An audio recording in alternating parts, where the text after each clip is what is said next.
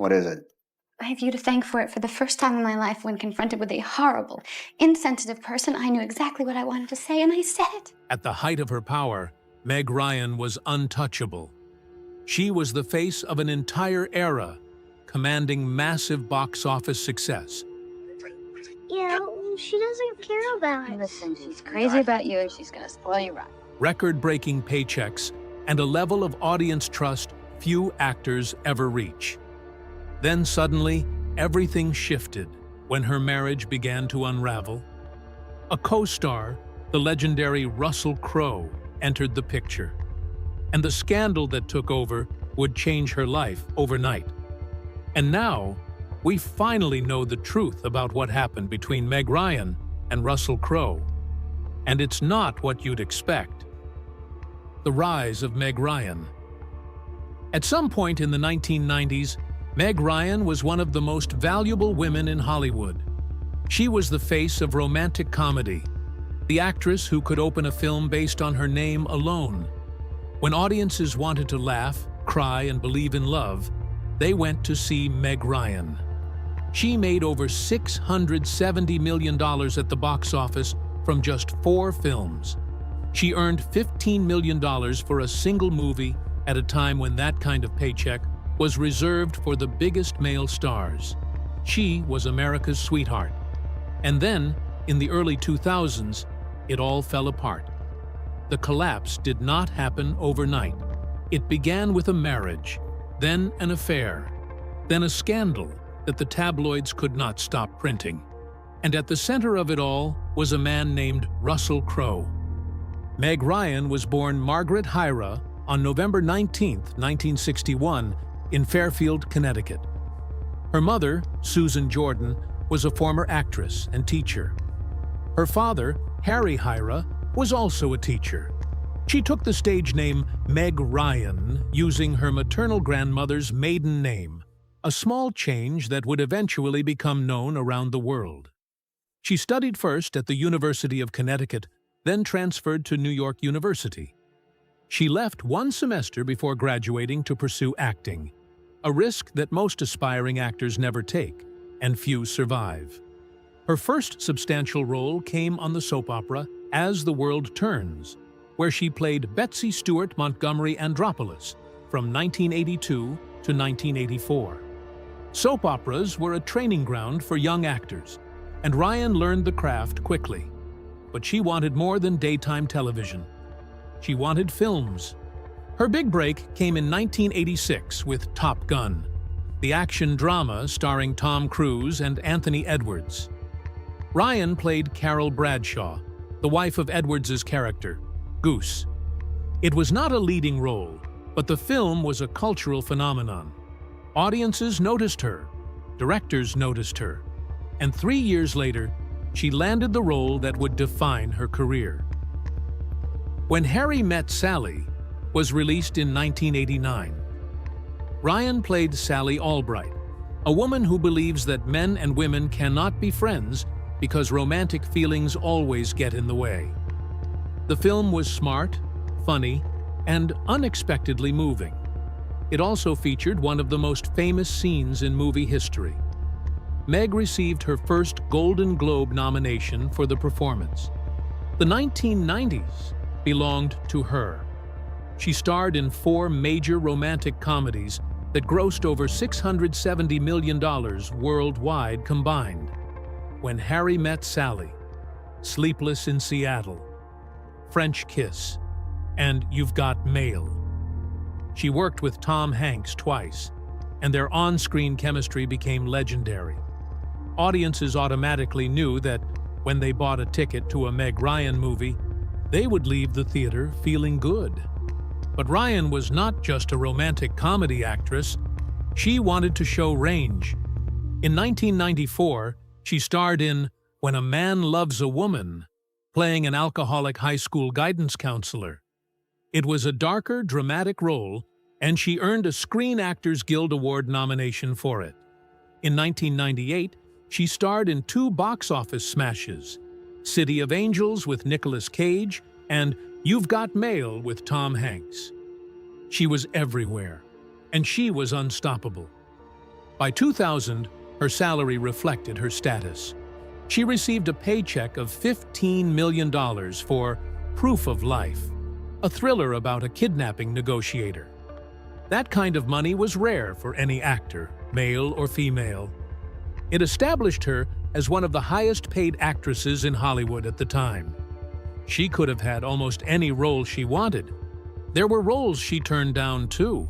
One of the most famous was Clarice Starling in The Silence of the Lambs. The role went to Jodie Foster, who won an Academy Award for it. Ryan had different priorities. She was building a career on warmth and relatability, not darkness and violence. She knew what her audience wanted, and she gave it to them. For a decade, that strategy worked perfectly.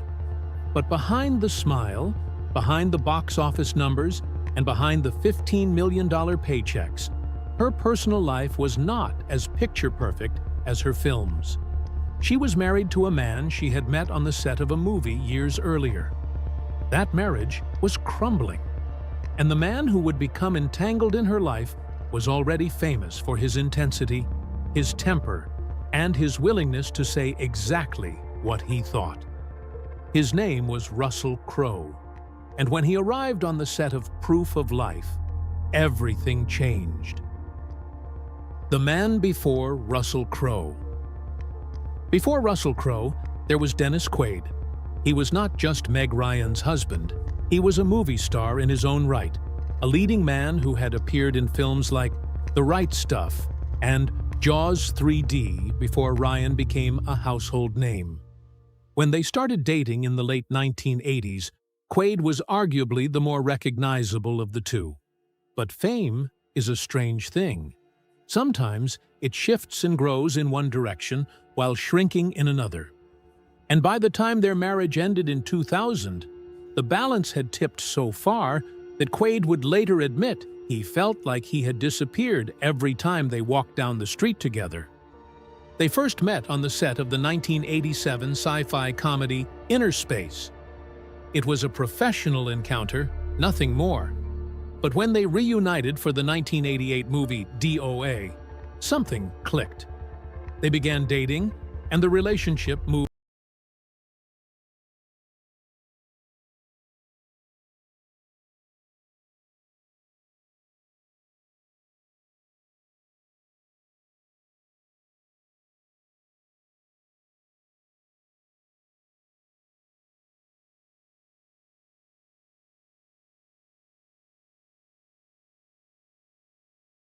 quickly. Plans to wed in 1990 were put on hold after Quaid admitted to Ryan that he had been taking illicit substances regularly. It was a confession that could have ended everything. Instead, it led to rehab. Quaid later told the Sunday Mercury that he had been addicted to, and Meg did not know it. He went to treatment in 1990, got clean, and the wedding was back on. They married on Valentine's Day in 1991. It was romantic, but it did not last. Their son, Jack Quaid, was born on April 24, 1992. Jack would grow up to become an actor himself, appearing in The Hunger Games and the television series The Boys. But in those early years, he was just a baby born to two movie stars trying to balance careers, parenting, and the pressures of Hollywood. The marriage was not stable. Behind the scenes, Quaid was still struggling with the demons that had sent him to rehab before the wedding. He later described his addiction in the 1980s to the Sunday Times. He said at the height of his addiction, he was using a very huge amount of these substances per day. He described having what he called a white light experience, a moment where he saw himself dead and losing everything. That vision, he said, was what convinced him to attend rehab. He got clean. He stayed clean. But the damage to his marriage had already been done. There was another strain on the relationship that had nothing to do with illicit substances. It had to do with fame. As Ryan's career skyrocketed in the 1980s, Quaid's did not. She was starring in blockbuster after blockbuster. He was working, but not at the same level. In a 2018 interview with Megyn Kelly on NBC, Quaid admitted that Ryan's growing fame affected him. He said that when they went out on the streets of New York, people would shout her name. He said he had to admit that he actually did feel like he disappeared. He reflected on that feeling years later, calling himself small for feeling that way. He said it was a growth opportunity, but at the time, it was painful. The couple announced their separation in June 2000. The divorce was finalized in 2001, but the timeline of the split became a subject of controversy because of what happened next. Ryan was already being linked to Russell Crowe, her co-star in Proof of Life. The tabloids suggested that the affair had caused the marriage to end. Ryan pushed back. In October 2000, she told W Magazine that her marriage and the dissolution of her marriage happened before it became a sport for the press. She said the public and the press tuned in way after. She initially claimed that no one cheated. She said neither she nor Dennis was cavalier about a breakup. She said he never cheated on her. Those statements would later seem to contradict what she told Oprah Winfrey in 2006. By then, the divorce was years behind her, and she was more willing to be honest about what had happened. She told Oprah that it was a very unhealthy marriage. She said it was pretty much not a happening marriage for a very long time. She said she probably should have left much earlier. The picture she painted was of a relationship that had been over in every meaningful sense long before the papers were signed. Quaid, for his part, was honest about the emotional toll. He told W Magazine in July 2001 that he got through shock, depression, and anger. He said that when you break up, your whole identity is shattered. He said that was why it was like death. The man who had once been the bigger star had watched his wife become a phenomenon, and then he had watched her leave. By the time the divorce was finalized, Ryan was already being linked to someone else. That someone was not just any actor. He was an Academy Award winner, known for his intensity, his volatility, and his willingness to say exactly what he thought. His name was Russell Crowe, and the relationship that followed would become one of the most scrutinized scandals of the early 2000s. The relationship with Russell Crowe. By the time Meg Ryan met Russell Crowe, her marriage to Dennis Quaid was already over. At least, that was what she would later insist. The public saw it differently. The tabloids saw it differently. And when photographs emerged of Ryan and Crowe holding hands, the story wrote itself. America's sweetheart had left her husband for a volatile Australian actor known for his temper and his intensity. The scandal was immediate. The coverage was relentless. And the relationship, which lasted less than a year, would change the trajectory of Ryan's career forever. They met in 2000 on the set of Proof of Life, an action thriller about a hostage negotiator. Crowe played Terry, a man who rescues kidnappees. Ryan played Alice, a woman whose husband has been kidnapped. The film's plot involved their characters developing romantic sparks. Behind the scenes, those sparks were real. The chemistry that was supposed to be acting became something else. In July 2000, before the divorce from Quaid was even finalized, Ryan and Crowe were photographed holding hands while leaving Tom Cruise's party for the premiere of Mission: Impossible 2. It was the kind of image that tabloids dream about. Two of the biggest stars in Hollywood emerging from a party, looking like they had something to hide. Prior to that, they had been seen nuzzling in restaurants and clubs all over London during filming. They were seen gallivanting all over California and Australia together. Friends who watched the relationship unfold described two people who were completely consumed by each other. One friend told People magazine that they seemed crazy about each other. They had great talks. They emailed each other a lot. He called her all the time. Another friend described Ryan as extremely infatuated with Crowe. The couple pretended to be house hunting together in Australia, a charade that fooled no one. A friend described the act as sweet. Crowe would point at properties and ask Ryan, "How about that one?" They were playing house in public while Ryan's divorce played out in the courts and in the tabloids. But for all their public appearances, they were also extremely secretive. Even with friends, they did not share details. Both Ryan and Crowe opted out of doing most press interviews for proof of life to avoid discussing the affair. It was a decision that angered the film's director, Taylor Hackford. He told the Calgary Sun that he was deeply hurt by their choice. He had made a movie, and he wanted to promote it. But the two stars of that movie would not talk to the press because they did not want to answer questions about their personal lives. The film, Hackford believed, suffered as a result. The relationship lasted less than 1 year. Ryan and Crowe reportedly started dating in early 2000 and ended by Christmas of that year. By December, they were separated, each spending the holidays on different continents. The breakup was quiet. There were no dramatic public statements, no interviews explaining what had gone wrong. They simply moved on. But the fallout from the relationship did not end when the romance did. Ryan was painted as a scarlet woman, her own words to W magazine.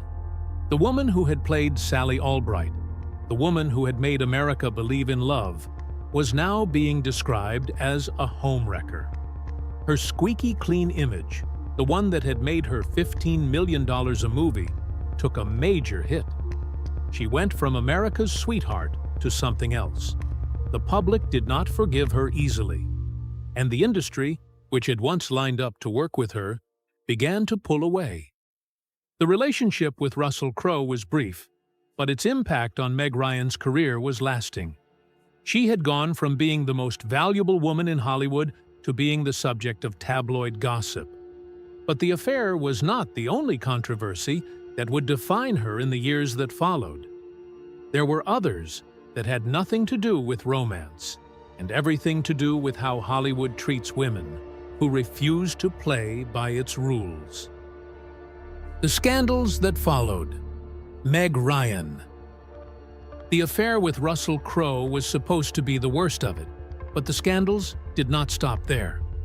In 2003, she walked into a television studio in London for an interview with Michael Parkinson, one of the most respected talk show hosts in British history. What happened over the next 17 minutes would follow her for the rest of her career. She was labeled difficult, arrogant, and cold. The interview became legendary for all the wrong reasons, and years later, even Parkinson admitted he had been wrong. The interview took place in October 2003. Ryan was in the United Kingdom to promote In the Cut, an erotic thriller directed by Jane Campion. It was a dramatic departure from the romantic comedies that had made her famous. The film required some explicit scenes, and Ryan knew it would be controversial. What she did not expect was to be interrogated about it on live television. Parkinson asked aggressive questions from the start. He questioned why Ryan would appear in such a film. He suggested that the film was cynical and bleak. He implied that her personal life, her divorce, and her relationship with Crowe had driven her to make darker choices. Ryan became visibly uncomfortable. She gave short, one-word answers. She looked like she wanted to be anywhere else. Eventually, she told Parkinson to just wrap it up. The fallout was immediate. Parkinson later called Ryan's behavior unforgivable. He said she had been rude to the other guests on the show and had treated the audience with disrespect. The British press piled on, describing Ryan as sullen, snooty, and arrogant. In a poll conducted in 2006, British viewers ranked the Meg Ryan interview as the third most shocking chat show moment in history, behind only Grace Jones slapping a host and David Icke declaring that the world was about to end. For years, that was the narrative. Ryan was the villain. Parkinson was the victim. But in 2021, Parkinson gave an interview to Radio Times that changed the story. He said he wished he had dealt with Ryan in a more courteous manner. He admitted that he was quite obviously angry with her and that it was not his business to be angry towards his guests. He said he came across as kind of pompous and that he could have done better. When asked what he would say to Ryan today, he said 2 words: "I'm sorry." He added, however, that she played a part in it too. It was not a full apology, but it was an acknowledgement that the interview had not been his finest moment. Ryan, for her part, has spoken about the encounter only a few times. In a 2006 interview with Marie Claire, she called Parkinson a disapproving father. She said she felt like he was berating her for her role in the movie. In a 2024 interview with the Times of London, she said she did not try to speak to Parkinson after the show. She just left. She added that she did not know who that guy was to begin with, and she did not have to think about him again. The interview damaged her career, but it was not the only factor. In the Cut and her next film, Against the Ropes, were both critical and commercial failures. In the Cut was released in 2003 and grossed only $23 million worldwide. Against the Ropes, a boxing drama released in 2004, opened to just $3 million on its first weekend. The woman who had once been the most valuable actress in Hollywood was now struggling to get audiences to show up. Following these films, Ryan took a 3-year hiatus from Hollywood. She told the New York Times Magazine that she was burned out. She said she felt like she was behind a window looking at her life. She also said she felt done when they felt done. The they she was referring to was Hollywood, the industry that had built her up and then torn her down. During her time away from the spotlight, another controversy emerged. Ryan's facial appearance changed noticeably over the years. Her large, bright eyes appeared uneven, one larger than the other. Her cheekbones and chin appeared more full and somewhat swollen. The speculation about cosmetic surgery began and never really stopped. Ryan has never confirmed or denied undergoing any procedures. In May 2023, Ryan made a rare public appearance at a New York screening of her friend Michael J. Fox's documentary, Still, about his support for Parkinson's disease research. Photos from the event sparked intense online reaction, with some fans asking what she did to her face. In fact, some social media users claimed she was starting to resemble Madonna, who has also faced relentless speculation about her appearance. Some media outlets speculated that Ryan's changed appearance explained why her character in Top Gun: Maverick, the 2022 sequel to the film that helped launch her career, was simply written as having died before the film's events, rather than appearing on screen. The explanation was never confirmed, but it added to the narrative that Hollywood had moved on from her. Ryan has tried to brush off the questions about plastic surgery. In a 2024 interview with the Times of London, she was asked about the speculation and simply asked the interviewer to move on. In a 2023 interview with Glamour magazine, she said she could not pay attention to the chatter about her looks. She said meanness and hatred were just so unnecessary. She also shared her philosophy on aging, noting that with age, you get to a place where you say what you mean without thinking about how it is going to land. Her hiatus from acting lasted nearly a decade. She told People magazine in October 2023 that she took a giant break because she felt like there were so many other parts of her experience as a human being she wanted to develop. She said she wanted to have her own thoughts. In 2023, Ryan returned to the screen in the romantic comedy What Happens Later, which she also co-wrote and directed. The film was not a blockbuster, but it represented something important. She was working on her own terms, telling a story that mattered to her, and refusing to let the scandals of the past define her future. But the question that has lingered for more than 2 decades is what really happened between her and Russell Crowe. The tabloids told one story. Ryan has told another. And the truth, as she has slowly revealed over the years, is more complicated than the headlines ever suggested. The truth about Meg and Crowe's relationship. For more than 2 decades, the story was simple. Meg Ryan left Dennis Quaid for Russell Crowe. The affair destroyed her marriage. The scandal destroyed her reputation. That was the narrative. That was what the tabloids printed, what the talk shows discussed, what the public believed. But the truth, as Meg Ryan has slowly revealed over the years, is more complicated. The affair did not end her marriage because her marriage was already over. Russell Crowe did not break up a happy family because there was no happy family to break up. And the woman who was painted as a scarlet woman says she found the experience liberating, not crushing. In an interview, Ryan said that her time being labeled as a scarlet woman was really interesting. She said that, as painful as it was also incredibly liberating. She said she did not have to care about what people thought anymore. There was a moment, she recalled to The Guardian, that captured this shift. She was walking through the lobby of the One Aldwych Hotel in London, and the place stopped. People stopped talking and stared at her. Instead of falling apart, she started laughing. She realized that public censure and disapproval had no power if you knew yourself. That moment, she said, was liberating.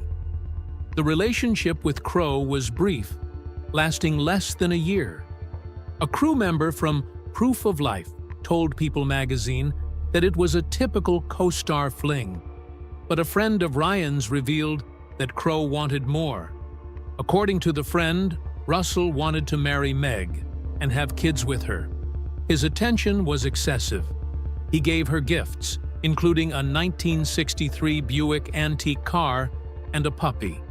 It was described as too much too soon. It was overwhelming. Ryan, who had just emerged from a difficult divorce, was not ready for that level of commitment. Distance was also a factor. Crowe lived in Australia. Ryan lived in Los Angeles. Crowe hinted to the Herald-Sun in February 2001 that the geographic separation was the reason they did not last. He said he could not sustain himself through the course of the year without filling up on home, and Meg needed the same. They wanted different things. They lived on different continents, and the intensity that had brought them together eventually pushed them apart. Despite the breakup, Crowe has spoken warmly of Ryan. In that same Herald-Sun interview, he said she was a beautiful and courageous woman. He said he grieved the loss of her companionship, but he had not lost her friendship. Ryan has moved on in her personal life as well. She began dating country music star John Mellencamp on and off since 2010. They became reportedly engaged in November 2018, when Ryan was seen sporting a diamond ring. She told InStyle at the time that she was going to get married at some point, but for now, the engagement thing was a state of grace. She told the New York Times magazine that what was great about that period was that she and John were so free to have fun.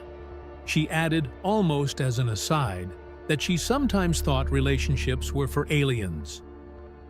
By late 2019, Ryan was seen without her engagement ring at the Governor's Awards. The engagement was off. Mellencamp told Esquire that he loved Meg Ryan. He said he went with her for 10 years, but he added that she did not love him so much. He called her a great girl and called himself a lousy boyfriend. It was a self-deprecating end to a relationship that had spanned a decade. As of 2024, Ryan has no confirmed current partner. She has been focused on her work, her philanthropy, and her family. She adopted a daughter from China, initially named Charlotte, and later changed to Daisy to better fit her personality. She has been working with CARE, a charitable organization dedicated to ending poverty by helping women work together. Russell Crowe, meanwhile, is in a long-term relationship with Brittany Theriot, a former actress turned real estate agent turned personal assistant. They reportedly first met on the set of the film Broken City in 2013, when Theriot was 21. They reconnected in 2020 and were first spotted on a tennis court in Sydney's Rush Cutters Bay in November of that year. Theriot has been credited as an assistant to Crowe on his 2022 film The Greatest Beer Run Ever, and his 2024 movies Sleeping Dogs and Land of Bad. She made her red carpet debut with Crowe in October 2022 at the Rome premiere of Poker Face. In 2025, Crowe told Karl Stefanovich of Nine's 60 Minutes that he was not going to get married again. He said doing it once was cool and great, but he did not want to do it again. He described his life as so joyous and happy at the moment and asked why he would ruin that with a wedding. He has 2 sons with his former wife, Danielle Spencer, an Australian singer and actress. They separated in 2012 and finalized their divorce in 2018. If you enjoyed this video, don't forget to click on the next video on your screen, like this video, and subscribe to our channel for more updates.